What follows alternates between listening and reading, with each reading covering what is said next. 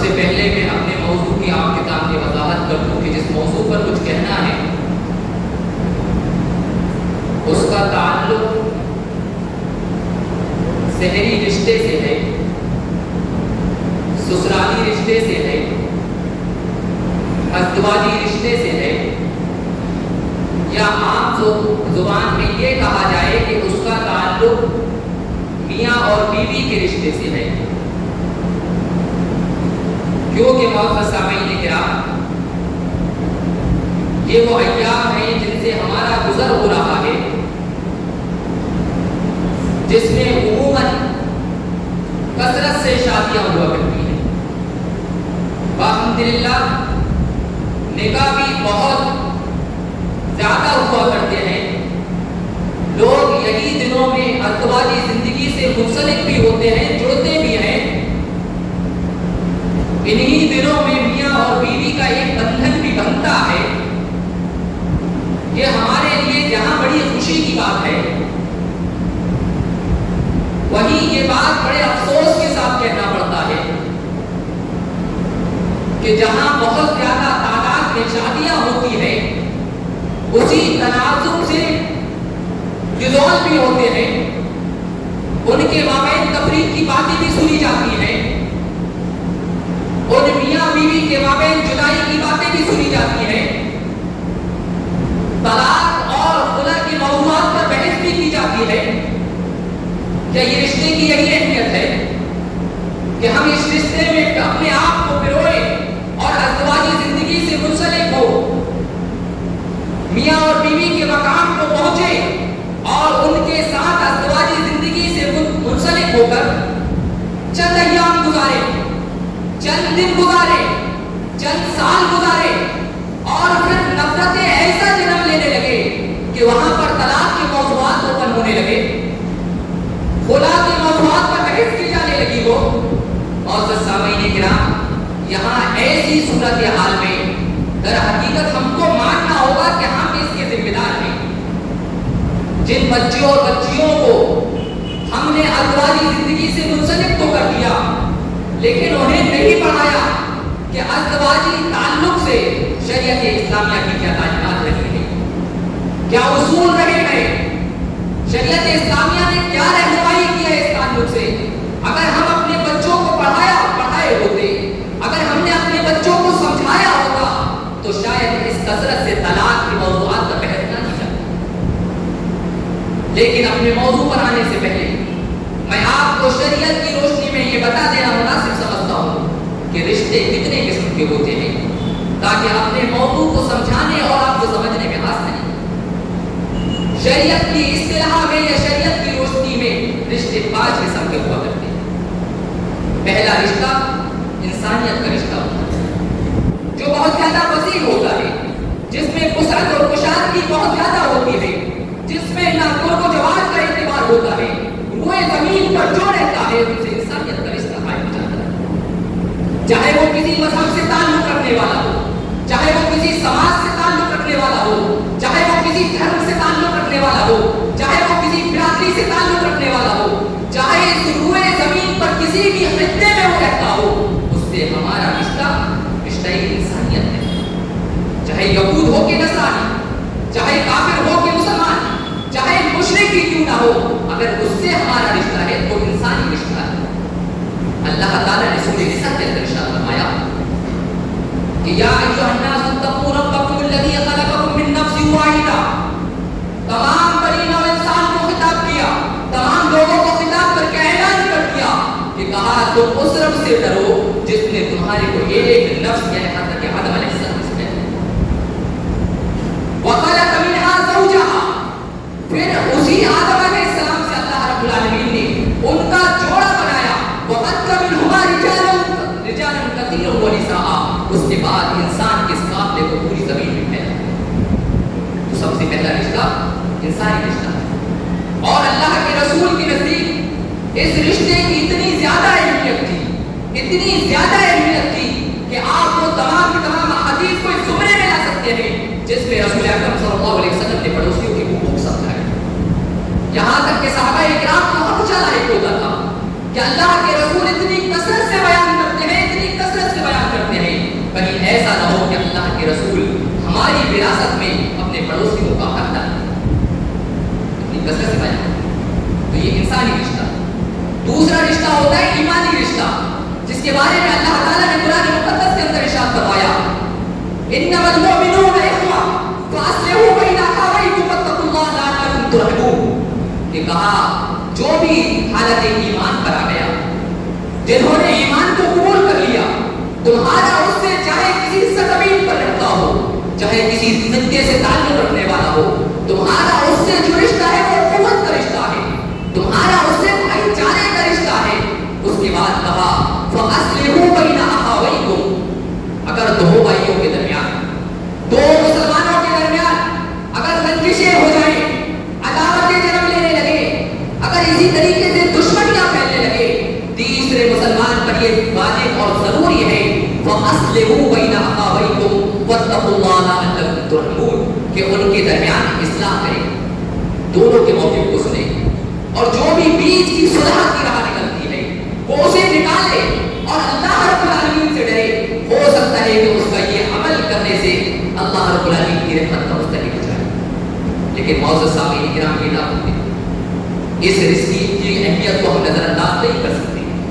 بقول شخص, کسی شخص نے یہ جملہ کہا تھا ان قرابت الایمان اقوی من قرابت الدم, یہ کہا ایمانی طاقت تو وہ طاقت ہے, ایمانی قوت تو وہ قوت ہے, ایمانی رشتہ تو وہ رشتہ ہے, کہ کہا اس کا نسبی رشتہ بھی وہی اہمیت کا حامل نہیں اس کے ساتھ. یہ آپ کے خون کے رشتے سے مضبوط ہے, یہ آپ کے نسبی رشتے سے مضبوط ہے, یہ آپ کے خاندانی رشتے سے مضبوط ہے. یہ رشتہ اگر مثال چاہیے تو آپ حضرت ابوبکر صدیق رضی اللہ تعالیٰ عنہ کا واقعہ کہ جب ابھی ان کے بیٹے مشرف اسلام نہ ہوئے, جب تو مسلمانوں کا اور مشرکین کا جب مقابلہ ہوا, ایک مسلمانوں کی فوج سے حضرت ابوبکر نکلتے ہیں, سامنے والی فوج سے ان کے بیٹے عبد الرحمن نکلتے ہیں جو مشرف اسلام ابھی نہیں ہوئے تھے.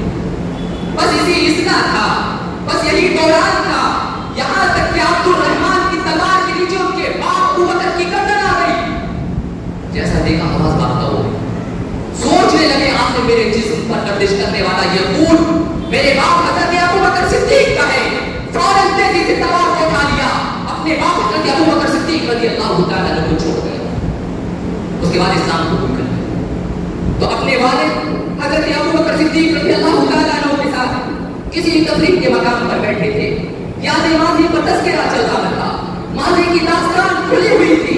اسی موقع پر عبد الرحمن کی زبان سے بے ساختہ یہ جملہ نکل گیا اس موقع پر کہ ابا جان فلاں جنگ میں آپ کی گردن میری تلوار کے نیچے تھی, لیکن میں نے یہ سوچ لیا کہ آخر میں حضرت ابوبکر صدیق رضی اللہ تعالیٰ عنہ کا بیٹا ہو, تلوار کو اٹھا لیا. نسبی رشتہ, خون کا رشتہ, خاندانی رشتہ, حقیقی بیٹے ہیں حضرت ابوبکر صدیق کے عبد الرحمن.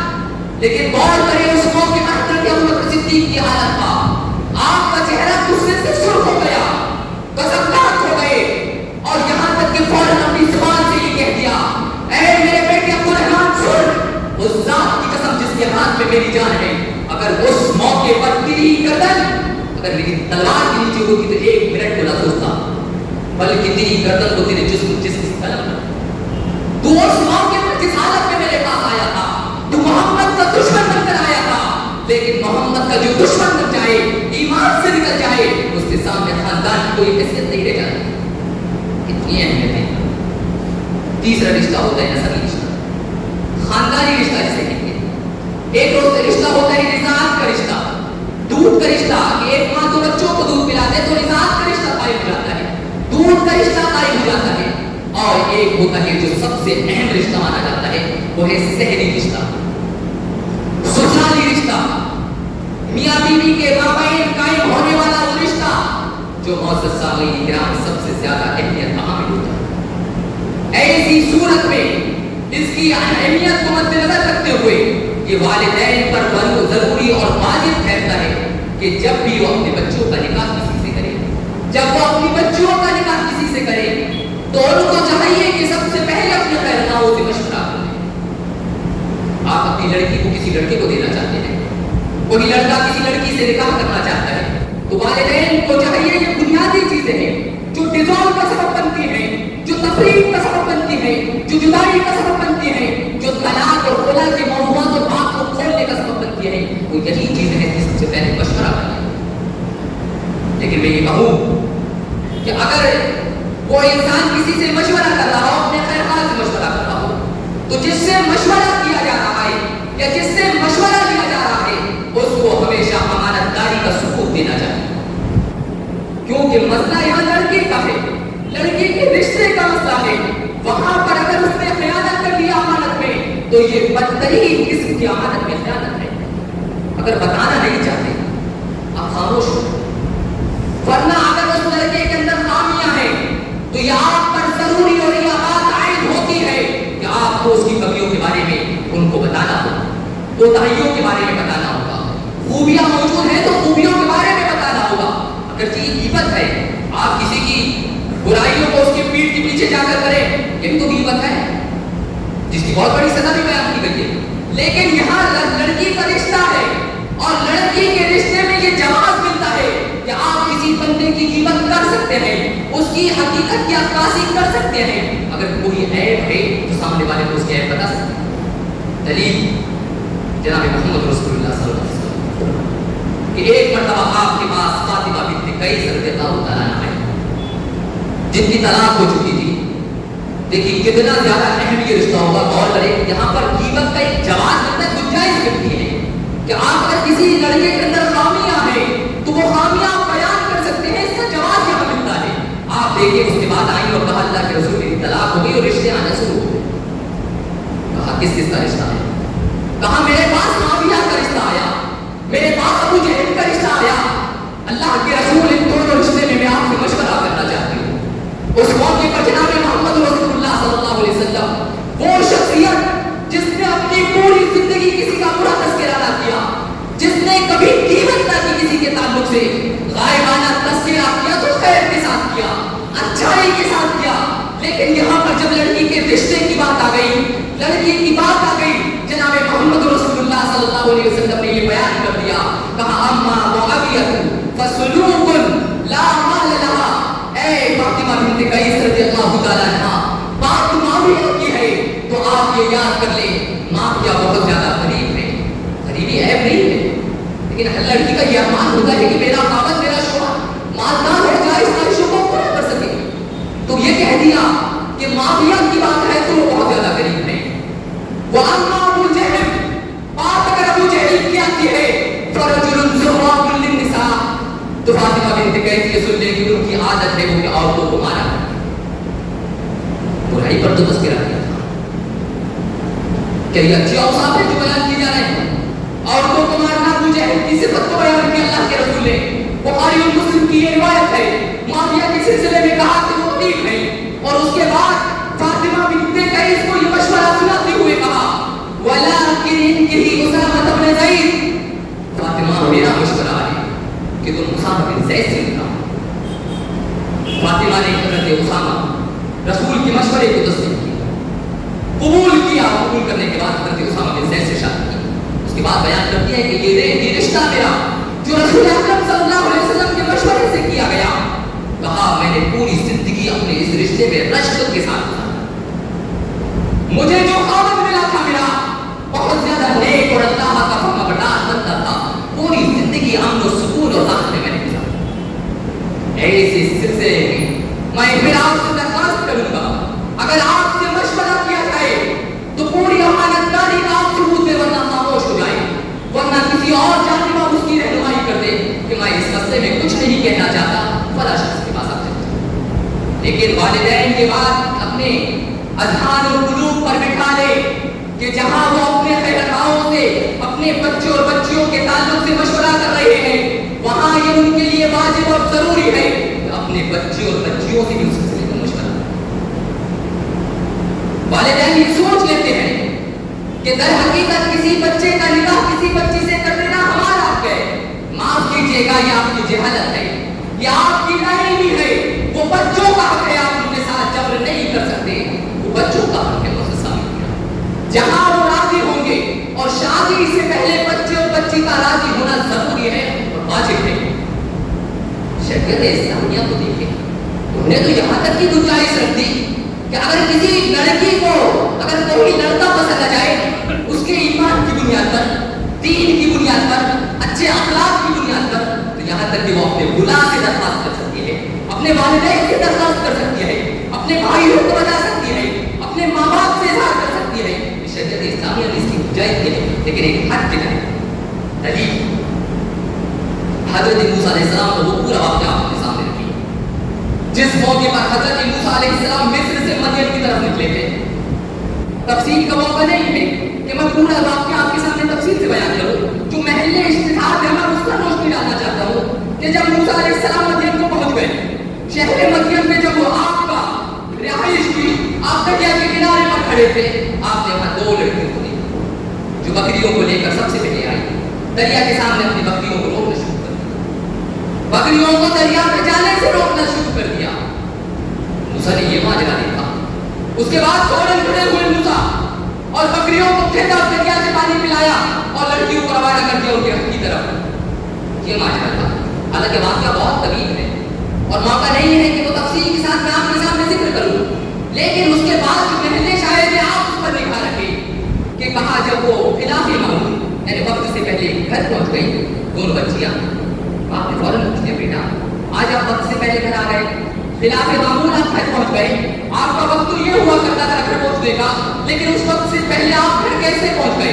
لڑکیوں نے بتایا کہ اے ابا جان، ایک ہم کو راستے میں تاجر ملا، اس نے ہماری بکریوں کو پانی پلایا اور پانی پلانے کے بعد ہمیں گھر کی طرف اس نے رخصت کر دیا. باپ نے کہا بیٹا اس تاجر نے ہمارے اوپر احسان کیا ہے اور ہم پر یہ ضروری ہے کہ ہم اس احسان کو بدلا چکائیں. جاؤ بیٹا اس تاجر کو بلا لیا. اس میں سے ایک لڑکی گھر سے نکلی، شرماتی ہوئی وہاں پر چلی، حضرت موسیٰ کے پاس شرماتی ہوئی پہنچی اور کہنے لگی اے تاجر، اے فلاں شخص، تو نے ہماری بکریوں کو پانی پلا کر در حقیقت تو نے ہمارے اوپر ایک بہت بڑا احسان کر دیا.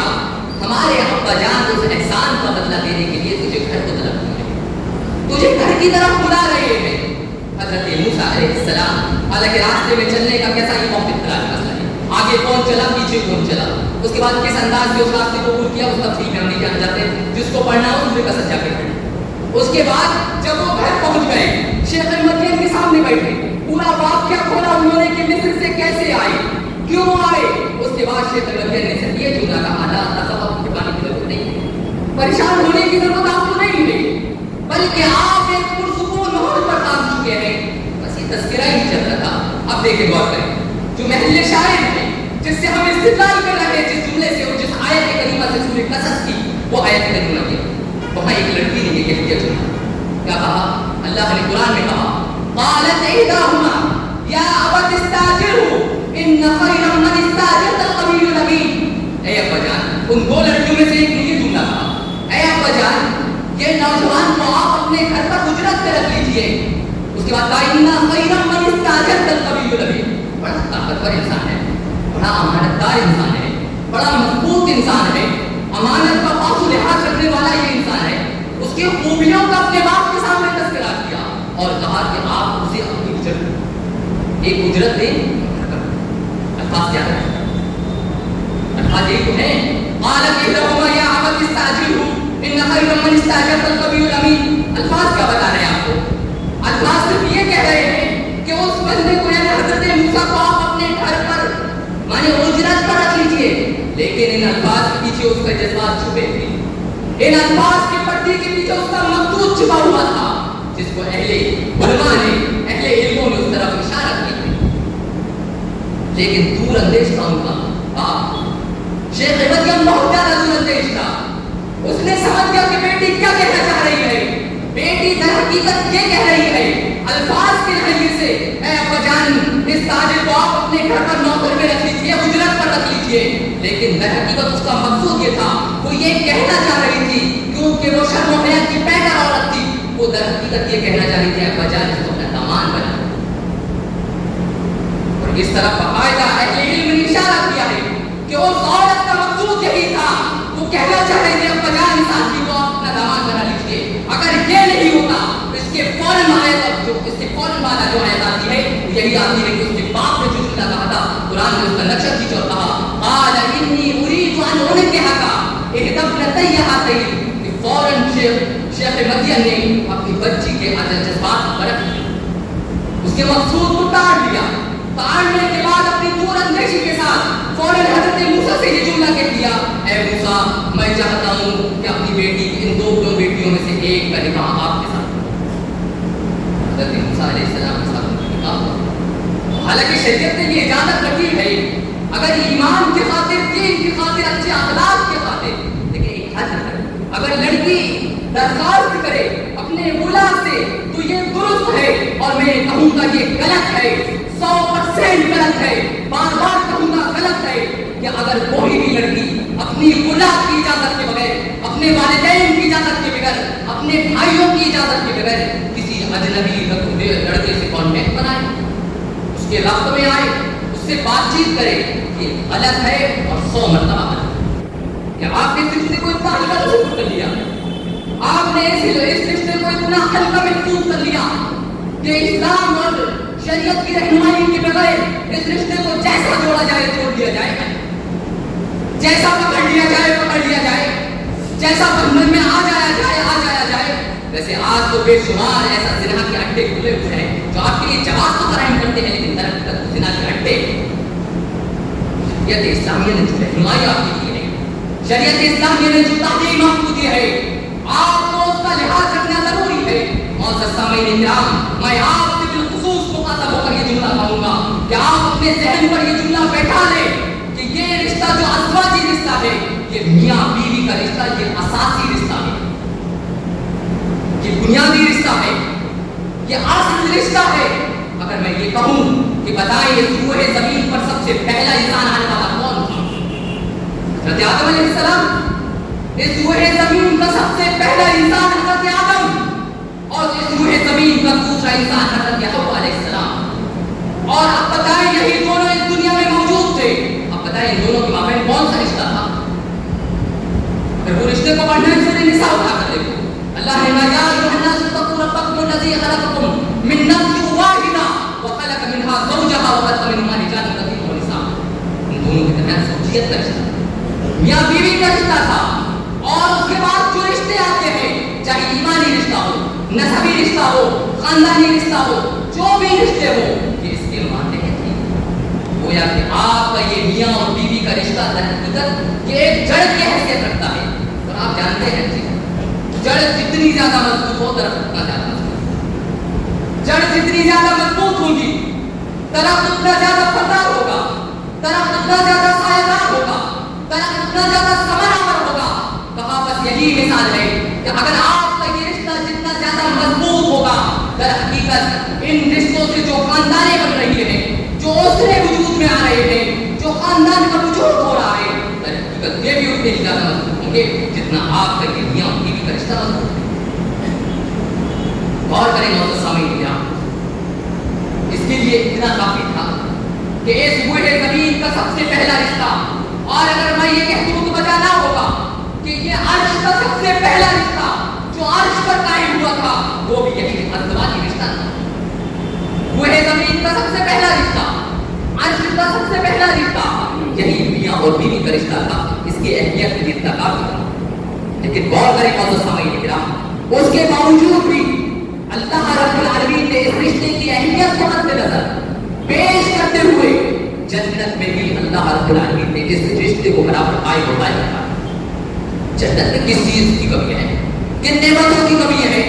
انسان کو جس سے چاہے سیراب ہو سکتا ہے، جس سے چاہے لطف اندوز ہو سکتا ہے، ہزار قسموں کی نعمت ہے جنت میں، لیکن اللہ رب العالمین نے جنت میں بیوی کا بھی لوگوں کے لیے اہتمام کیا ہے۔ قرآن کھول کر دیکھیں، اللہ نے قرآن میں حضرت آدم کی کہا وَقُلْ يَا آدَمُ اسْكُنْ أَنْتَ وَزَوْجُكَ الْجَنَّةَ، اے آدم تم اور تمہاری بیوی جنت میں رہے، جو لگے وہ کھائے، جو نعمتوں سے چاہے سرفراز ہو، لیکن وَلَا تَقْرَبَا هَٰذِهِ الشَّجَرَةَ، اس درخت کے قریب مت جانا، کیونکہ اس سے پہلے شیطان اور حضرت آدم کا ایک معاملہ ہوا تھا، جو سجدے کا معاملہ ہوا تھا، تو وہاں سے شیطان چاہتا تھا کہ میں حضرت آدم بیٹھا ہوں، وہ تفصیلی مسئلہ ہے۔ لیکن آپ دیکھیں جنت میں بھی اللہ رب العالمین نے اس رشتے کا اہتمام کیا ہے، لوگوں کے لیے بیویوں کا اہتمام کیا ہے۔ تو غور کریں معزز سامعین کتنا اہمیت کا حامل ہو گئی رشتہ۔ مختلف وجوہات ہو سکتی ہے اس کی، ہو سکتا ہے کہ وہاں تک کی رسائی ہماری نہ ہو، لیکن ایک آیت کریمہ ایسی ہے اس کے وجود کا اشارہ دیتی ہے، لیکن ہو سکتا ہے کہ ہم اپنی قلبی علمی کی وجہ سے وہ حکمت میں شمار کرتے ہیں، ہو سکتا ہے حکمت اور زیادہ بڑا اور زیادہ بلند ہو۔ اللہ نے قرآن میں کہا وَمِنْ آيَاتِهِ أَنْ خَلَقَ لَكُم مِّنْ أَنفُسِكُمْ أَزْوَاجًا لِتَسْكُنُوا إِلَيْهَا۔ اللہ نے قرآن میں کہا کہ اللہ رب العالمین کی حکمتوں کی نشانیاں تو بے شمار ہیں، بہت زیادہ حکمتوں کی نشانیاں ہیں۔ اسی حکمت میں سے ایک حکمت یہ ہے کہ تمہاری بھی جنس سے، انسانوں میں سے ہی تمہارے جوڑے بنائے گئے۔ کیوں بنائے گئے؟ لِتَسْكُنُوا إِلَيْهَا، تاکہ تم ان سے سکون حاصل کرو۔ غور کریں ایک جملے میں رک کر کہ اللہ رب العالمین نے سکون کے ساتھ الہ کو لے کر آیا، کہا لِتَسْكُنُوا إِلَيْهَا، کہ آپ ان سے سکون حاصل کریں۔ عربی زبان میں ما لفظ آتا ہے جس کے معنی ہوتے ہیں ساتھ، یہ بھی کہہ سکتا تھا لِتَسْكُنُوا مَعَ، ان کے ساتھ مل کر سکون حاصل کریں۔ کہ یہ بھی ایک اندہ کا لفظ عربی زبان میں آتا ہے جس کے معنی ہوتے ہیں قریب کے پاس کے ہوتے ہیں، وہ بھی کہہ سکتا تھا کہ لِتَسْكُنُوا عِندَهَا، کہ ان کے پاس جا کر سکون حاصل کریں، لیکن اللہ نے وہ استعمال نہیں کیا، بلکہ کہا لِتَسْكُنُوا إِلَيْهَا، کہ تم ان کے ساتھ سکون حاصل کرو۔ اور جب سکون کا صلہ آ جائے تو اس کا تعلق انسان کے دل سے ہوتا ہے۔ در حقیقت یہاں جو سکون مراد ہے وہ سکون قلبی مراد ہے، مانے دل کا سکون مراد ہے، دل کا قرار مراد ہے۔ ورنہ ماں کے ساتھ آیا جاتا، اندہ کے ساتھ آیا جاتا، ہو سکتا تھا اس سے جسمانی سکون مراد ہو، لیکن یہاں جو مراد ہے تو دل کا سکون ہے۔ در حقیقت یہ اہلیہ، یہ زوجات، یہ بیویاں در حقیقت ہمارے لیے ہمارے دلوں کا سکون ہے، ہمارے دلوں کا قرار ہے۔ اور سامعین کرام، یہ رشتہ اتنا زیادہ مضبوط ہے، اگر میں یہ کہوں تو وجہ نہ ہوگا کہ یہ رشتہ نہ موت سے ٹوٹتا ہے، یہاں تک اس رشتے کے سامنے موت بھی آ جاتی ہے۔ یہ رشتہ موت سے بھی ٹوٹنے والا نہیں ہے۔ خاوند کا انتقال ہوا، بیوی کی دنیا میں باقی ہے، بیوی کا انتقال ہوا، شوہر دنیا میں باقی ہے۔ یہ اگر انتقال پر دنیاوی اعتبار سے تو رشتہ ٹوٹ جاتا ہے، لیکن یاد رکھیے گا مانوی اعتبار سے یہ رشتہ نہیں ٹوٹتا۔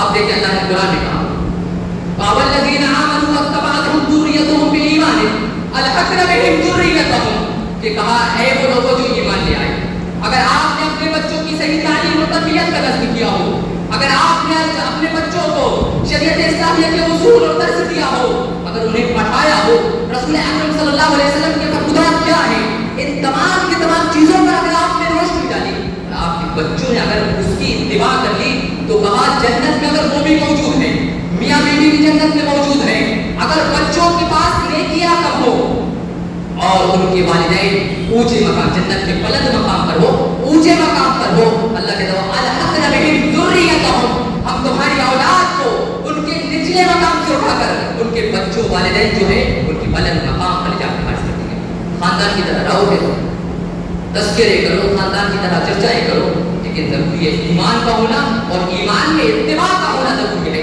بچوں کو آپ پڑھائیں، شریعت اسلامیہ کے اصول دیں اور انہیں عبادتوں کے پابند بنائیں، نماز کے پابند بنائیں، صلاۃ کے پابند بنائیں، زکوٰۃ اور روزوں کے پابند بنائیں۔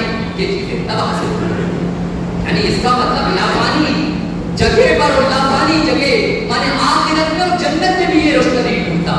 اگر وہاں دونوں نیک ہوں گے تو دونوں جنت میں ایک ساتھ ہوں گے۔ اتنا ہی یہی اہمیت کی وجہ سے محمد سامعین کرام رسول اکرم صلی اللہ علیہ وسلم نے اپنی ازواج مطہرات کے خاطر کتنا زیادہ سسرال والوں کا احترام کیا تھا، کتنا زیادہ ادب کو ملحوظ خاطر رکھا تھا رسول اکرم صلی اللہ علیہ وسلم نے۔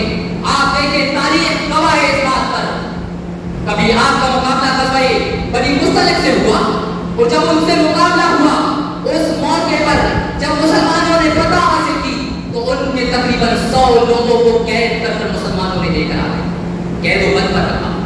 لیکن جب بنی مصطلق کے ایک عورت جویریہ بنت حارث کا نکاح رسول اکرم صلی اللہ علیہ وسلم سے ہوا جو بنی مصطلق کی تھی، جناب محمد رسول اللہ صلی اللہ علیہ وسلم نے اعلان کر دیا کہ در حقیقت یہ میرے سسرالی لوگ ہیں، سسرالی قبیلے سے ہیں، بہتر یہ ہے کہ ان کو آزاد کر دیا جائے۔ اسی موقع پر حضرت عائشہ نے جملہ کہا تھا کہ حضرت جویریہ بنت حارث وہ عورت ہے، وہ بابرکت عورت ہے جن کے نکاح کی وجہ سے ان کے قبیلے کے 100 افراد کو آزاد کیا گیا تھا۔ یہ رسول اکرم صلی اللہ علیہ وسلم نے اپنے سسرال والوں کا کتنا احترام کیا، کتنا عزت کو محفوظ خاطر تھا۔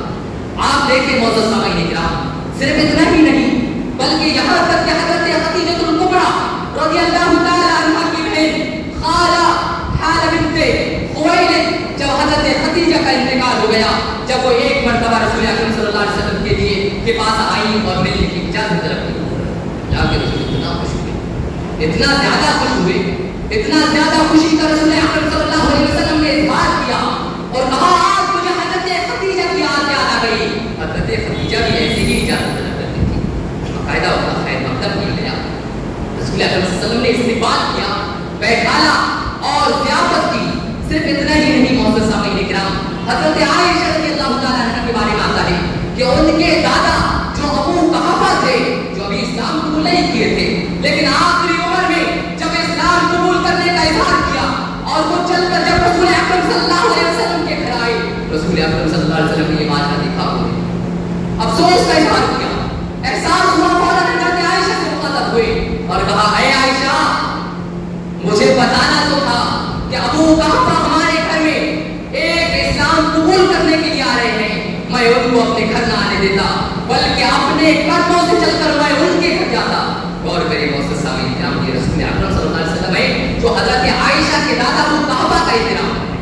صرف اتنا ہی نہیں بلکہ یہاں تک کہ رسول اکرم صلی اللہ علیہ وسلم نے اپنی ازواج مطہرات کے ساتھ وہ جلیل القدر صحابی کو آپ کے علاوہ بہت سے یہودی لوگ تھے، عیسائی لوگ بھی تھے، مشرک لوگ بھی تھے جو سسرالی رشتے سے ہٹے تھے، لیکن رسول اکرم صلی اللہ علیہ وسلم نے ان سے بھی رشتہ بنا یہ ازواج مطہرات کی وجہ سے، یہ سسرالی رشتے کی اہمیت کی وجہ سے۔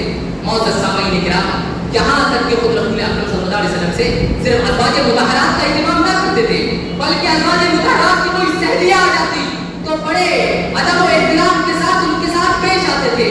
آپ دیکھیں ایک مرتبہ حسانہ کا واقعہ ہے کہ ایک مرتبہ وہ رسول اکرم صلی اللہ علیہ وسلم سے ملاقات کے لیے اجازت طلب کی، رسول اکرم صلی اللہ علیہ وسلم کہتے ہیں ملاقات استماع سے کی۔ اس کے بعد رسول اکرم صلی اللہ علیہ وسلم بار بار ان سے ان کی حالت کو دریافت کرتے تھے، ان کے بارے میں پوچھتے رہے، بڑے طویل موضوعات پر رسول اکرم صلی اللہ علیہ وسلم کی گفت و شنید ہوتی رہی، بات چیت ہوتی رہی۔ حضرت عائشہ نے یہ ماجرا دیکھا، کہا اللہ کے رسول وہ عورت کون تھی جس سے اتنا زیادہ وقت آپ نے گزارا، جس سے بار بار آپ دریافت کرتے تھے اس کی حالت کو؟ فوراً کہا یہ میری پہلی بیوی حضرت خدیجہ الکبریٰ رضی اللہ تعالیٰ عنہ کی سہیلی تھی اور ان کی وجہ سے اپنی زوجہ کی وجہ سے برابر اس کا اہتمام کرتے تھے۔ یعنی انتقال کے بعد بھی آپ کو احترام کرنا ہے، اس کا مطلب یہ نہیں کہ اگر ہماری بیوی کا انتقال ہو جائے تو ہمارے سسرال والوں سے رشتہ ختم نہ، بلکہ یہ رشتہ تو اتنا لمبا چلتا ہے معزز سامعین کرام کہ آپ تصور بھی نہیں کر سکتے۔ دو تین جملے کہہ کے میں اپنے خطبے کو ختم کروں گا۔ آپ دیکھیں رسول اکرم صلی اللہ علیہ وسلم جب ایک اسلامی فوج کو مصر کی طرف روانہ کر رہے تھے تو آپ اس کی قیادت حضرت عمرو بن عاص کو دی۔ عمرو بن عاص کو دینے کے بعد آپ برابر جو بھی قیادت کے لیے جو بھی فوج میں نکلتا آپ ہدایت اسے کرتے، لیکن وہاں آپ یہ ہدایت کر رہے تھے کہ اہل مصر کے ساتھ آپ نرمی کا برتاؤ کرنا، ان کے ساتھ معافی و تلافی کا معاملہ کرنا۔ صحابہ کرام کا رد ہوگا اللہ کے رسول ماجرا ہے، اتنی طاقتور قوم کا ہم سے مقابلہ ہے اور آپ ان سے مقابلے کے لیے حسن سلوک کی بات کرتے ہیں، ان سے اچھے برتاؤ کی بات کرتے ہیں، لیکن رسول اکرم صلی اللہ علیہ وسلم نے وہاں یہ جملہ اس لیے کہا تھا کیونکہ آپ دیکھیں رسول اکرم صلی اللہ علیہ وسلم کی کوئی بھی بیوی ایسی نہیں تھی جو جس کا تعلق لے سکتے ہو، وہ قبطیہ تھی جو بعد میں آئی تھی، لیکن وہاں پر رسول اکرم صلی اللہ علیہ وسلم نے کس سسرالی اور ننھیالی رشتے کا احترام کیا تھا۔ آپ دیکھیں کہ حضرت ابراہیم علیہ السلام کی شادی کیسے ہوئی اور کیونکہ ان کے بارے میں جب پوچھا جاتا تھا کہ یہ قربانیاں کیا ہیں تو فوراً آپ یہ بیان کرتے تھے یا سنت ابیکم ابراہیم، یعنی رسول اکرم صلی اللہ علیہ وسلم یہ کہتے تھے یہ ہمارے باپ ابراہیم کی سنت ہے، مانے رسول اکرم صلی اللہ علیہ وسلم کو ابراہیم کو اپنا باپ مانتے تھے، خدا حقیقت وہ باپ ہے، لیکن حضرت ابراہیم اور رسول اکرم صلی اللہ علیہ وسلم کے درمیان جو وقفہ ہے وہ ہزاروں سال کا وقفہ ہے، لیکن حضرت ابراہیم کے سسرال ہونے کی وجہ سے رسول اکرم صلی اللہ علیہ وسلم نے ان کا احترام کیا۔ معزز سامعین کرام، میں آخر میں آپ سے یہی کہوں گا یہ بڑا اہم رشتہ ہے، آپ اس کا جتنا خیال رکھیں یہ آپ کے لیے اتنا زیادہ بہتر ہوگا، کیونکہ یہی وہ رشتہ ہے جس سے خاندان وجود میں آتی ہے۔ اگر یہ رشتہ مضبوط ہوگا خاندانیں مضبوط ہوں گی، اگر یہ رشتہ کھوکھلا ہوگا آپ کی خاندانیں کھوکھلا ہوں گی۔ آخر میں دعا ہے کہ اللہ رب العالمین